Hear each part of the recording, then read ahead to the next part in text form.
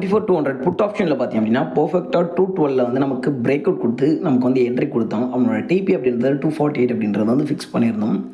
So பர்ஃபெக்டாக பார்த்தீங்க அப்படின்னா வித்தின் 3 பாருக்குள்ளே நமக்கான டிபி 35 பாயிண்ட்ஸ் வந்து ஈஸியாக வந்து ஹிட் பண்ணோம். ஸோ அகைன் அதே லெவலில் நமக்கு ரீட்டெஸ்ட் கொடுத்து மறுபடியும் ரீட்ரேட் வந்து கொடுத்தோம். ஸோ இந்த ட்ரேடுக்கும் சேம் டிபி வந்து ஃபிக்ஸ் பண்ணியிருந்தோம். ஃபஸ்ட்டு டிபி, செகண்ட் டிபி 272.90 அப்படின்றத ஃபிக்ஸ் பண்ணியிருந்தோம். ஸோ இதை பார்த்தீங்க அப்படின்னா உங்களுக்கு தெரியும்.